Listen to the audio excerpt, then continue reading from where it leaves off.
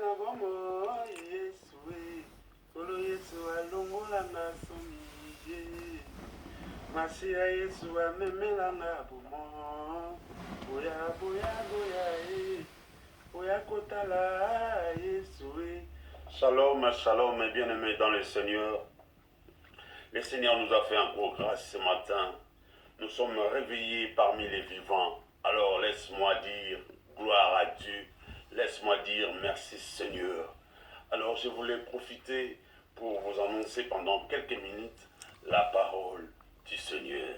Alors avant de commencer, je voulais que nous puissions fermer nos yeux et prier notre Seigneur Jésus-Christ. Seigneur, je te prie, toi qui es le véritable, toi qui es le seul et l'unique, la parole vivante. Saint-Esprit, conduis-nous dans la vérité. Conduis-nous dans la révélation au nom puissant de Jésus-Christ. Amen. Bien-aimés dans le Seigneur, je voulais vous parler ce matin sur la foi pour vous réconforter, vous booster encore.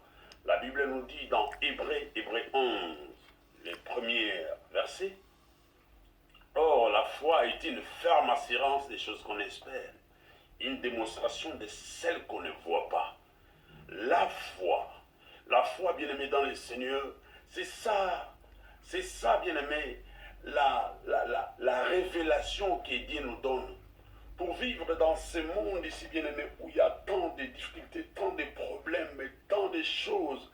Bien-aimé, il faut vivre dans la foi. C'est pourquoi la Bible dit, sans cette foi, il est impossible de lui être agréable. Car tout celui qui s'approche de lui doit d'abord croire que Dieu existe et il est le rémunérateur de ceux qui les recherchent. Bien-aimés dans le Seigneur, sans la foi, oh, je ne sais pas comment faire. Mais dans ce monde ici, il faut marcher dans la foi. Or, la foi, c'est voyager sans retour. La foi, bien-aimé, c'est une force d'un chrétien. La foi, c'est quelque chose, bien-aimé, que nous devons, bien-aimé, avoir à tout moment, à chaque circonstance, à chaque instant, à chaque problème, à chaque chose qui nous arrive. Il nous faut la foi. C'est pourquoi l'auteur a dit, c'est une ferme assurance. Celui qui croit en Dieu doit avoir la foi, la ferme assurance. Et la deuxième chose, on nous dit, c'est une démonstration. C'est une démonstration. Bien aimé dans le Seigneur. Oh, pour la démontrer, il faut entrer dans la profondeur. Regardez nos héros. Regardez l'exemple dans la Bible.